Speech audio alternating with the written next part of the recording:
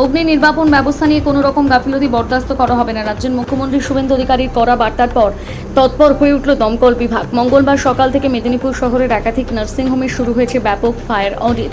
দমকল বিভাগের আধিকারিকরা প্রতিটি প্রতিষ্ঠানে গিয়ে খতিয়ে দেখছেন অগ্নি নির্বাপক ব্যবস্থা ঠিকভাবে রয়েছে কিনা, ফায়ার ইকুইপমেন্ট সঠিকভাবে ইনস্টল করা হয়েছে কিনা এবং জরুরি পরিস্থিতি মোকাবিলার জন্য প্রয়োজনীয় নিরাপত্তা বিধি মানা হচ্ছে কিনা।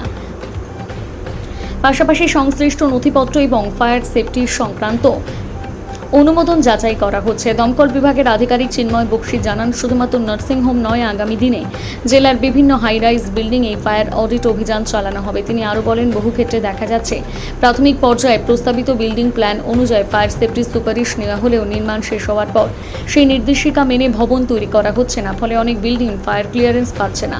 দমকল বিভাগের তরফে স্পষ্ট জানানো হয়েছে, যেসব হাই রাইজ বিল্ডিংয়ে বৈধ ফায়ার সেফটি সার্টিফিকেট নেই বা অগ্নি নির্বাপক ব্যবস্থায় ত্রুটি রয়েছে, তাদের বিরুদ্ধে কড়া প্রশাসনিক ব্যবস্থা নেওয়া হবে। প্রশাসনের পদক্ষেপে শহরের বিভিন্ন বাণিজ্যিক ও আবাসিক ভবনগুলো নিরাপত্তা ব্যবস্থা নিয়ে নতুন করে সতর্কতা তৈরি হয়েছে।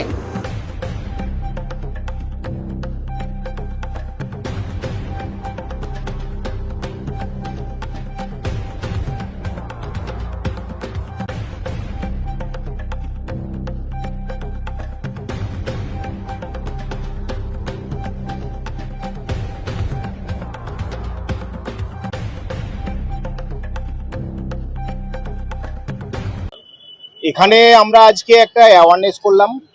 অলরেডি আমাদের বিভিন্ন যে সমস্ত ডিফারেন্ট টাইপ অফ এস্টাবলিশমেন্টগুলো আছে বা অকুপেন্সিগুলো আছে, সেখানে আমরা ফায়ার নোটিশ সার্ভ করছি এবং ফায়ার অডিটেরও কাজ চলছে। তো আজকে এটা আমরা রায় নার্সিংহোম, আমাদের মেদিনীপুর শহরের মধ্যে অবস্থিত। এটা হচ্ছে 50 বেডের একটা নার্সিংহোম। এটা ফায়ারের যে সিস্টেমগুলো এখানে ইনস্টল করা আছে সেগুলো আমরা ফিজিক্যালি দেখলাম। প্রশ্ন আছে যে বিভিন্ন জায়গায় অভিযোগ আসে, শুধুমাত্র নার্সিং হোমে বিভিন্ন জায়গায় যেখানে fire fighting system properly installed নেই। আপনি তো এখানে এলেন, এগুলো সব প্রপারলি রয়েছে? দেখুন, এখানে যে এস্টাবলিশমেন্টে আমরা এসেছি এটা G+3 একটা নার্সিং হোম।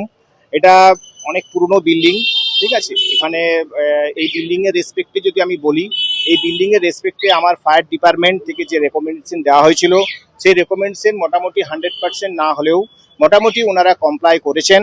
দুটো পাম্প আছে, আন্ডারগ্রাউন্ড ওয়াটার রিজার্ভার আছে, হাইডেন্ট সিস্টেম সমস্ত কিছু আছে, হোস পাইপ আছে, তারপরে আপনার এই যে যেটা আপনার একটু আগে দেখলেন স্প্রিংলার সিস্টেম দেখলেন, স্প্রিংলার আছে, ডিটেকশন সিস্টেম আছে, পোর্টেবল ফায়ার এক্সটিংগুইশার আছে, আন্ডারগ্রাউন্ড ওয়াটার রিজার্ভার আছে, ওভারহেড ওয়াটার রিজার্ভার আছে, মোটামুটি সেগুলো সমস্ত কিছুই আছে অ্যাজ পার নর্মস হিসাবে যেগুলো থাকার কথা সেগুলো আছে।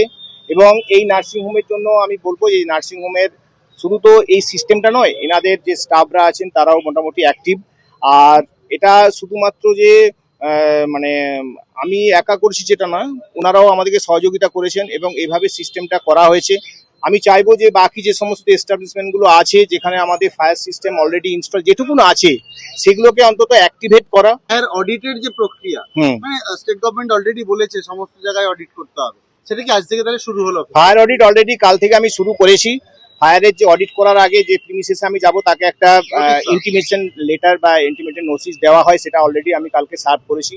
তো এখন পর্যন্ত আমি 7-8টা নার্সিংহোম এবং একটা আমাদের টেকনো ইন্ডিয়া স্কুল আছে যেটা হচ্ছে CBSE বোর্ডের স্কুল, সেখানেও আমি গিয়েছিলাম, দিয়েছি। আস্তে আস্তে আমি চেষ্টা করছি যে এটা সংখ্যাটা বাড়ানোর, এবং সাথে সাথে তাদের যে যে সিস্টেমগুলো আছে সেগুলো আমাদের যা ফরম্যাট আছে সেই ফরম্যাটে আমরা করে সেটা আমার হায়ার অথরিটিকে দেওয়া হয়। যে সমস্ত বিল্ডিং এর ফায়ার ক্লিয়ারেন্স নেই, আপনারা কি সেইগুলো দেখবেন? সেইগুলোও আমরা দেখি এবং সেগুলো রিপোর্ট দেওয়া হয় এবং তাতে আমাদের নোটিশ করা হয়, 35 নোটিশ দেওয়া হয়, সেটা আমার ডিভিশনাল স্যার দেন এবং পরে রিমাইন্ড দেওয়া হয় এবং তাদেরকে ফোর্স করা হয় যে তারা যাতে আমাদের এই সিস্টেমের মধ্যে আসেন বা ফায়ার ক্লিয়ারেন্স যেন যথাযথভাবে সিস্টেমেটিক নেন।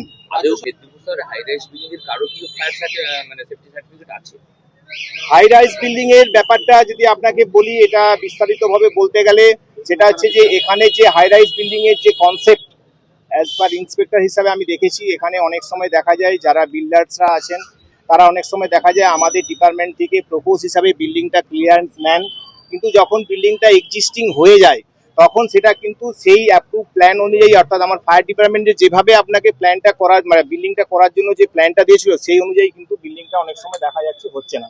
তাতে কি সমস্যা হচ্ছে, তারা ফায়ার আমাদের প্রথমে দেওয়া হয় ফায়ার মানে কি বলে এফএসআর, এফএসআর মানে হচ্ছে ফায়ার Recommendation. Safety recommendation. রেকমেন্ডেশনটা হয় কি প্রপোজ হিসাবে হয়, অর্থাৎ ফাঁকা ভ্যাকেন্ট ল্যান্ড, সেখানে আমার বাড়ি তৈরি হবে, একজন বিল্ডার বা একজন ওনার বা একজন যিনি বিল্ডিং বানাবেন তিনি আমাদের কাছে একটা প্ল্যান দেন, সেই প্ল্যানটাকে ঠিকঠাক করে ফায়ার নর্মস অনুযায়ী এবং কি পারপাসে বিল্ডিংটা ইউজ করবেন সেই অনুযায়ী ফায়ার সেফটি মেজার্স দেওয়া হয়, বিল্ডিং কমপ্লিট হয়, ফায়ার সিস্টেম ইনস্টল করা হয়। পরবর্তীকালে দেখা যায় যে যে টাইপের বিল্ডিং আমাদের মেনটেন করে কি কোনো বিল্ডিং আমাদের মেদিনীপুরে আছে আদৌ? এই সেগুলো সিস্টেম দেখেছেন না, আপনারা? সেগুলো আমরা দেখেছি এবং সেগুলো দেখা যাচ্ছে কি অনেক, আমি যেটা বলতে যাচ্ছিলাম সেটা হচ্ছে যে অনেক সময় প্রপোজ হিসাবে নিয়ে বিল্ডিংটা যখন কমপ্লিট হলো তখন কিন্তু দেখা যাচ্ছে যে ফাইনাল যে সার্টিফিকেট তখন তারা কিন্তু পাচ্ছেন না, কারণ সে তারা maintain ডেভিয়েশন করছে। না, তারা ডেভিয়েশন করেছেন বিল্ডিংটা স্ট্রাকচারেই।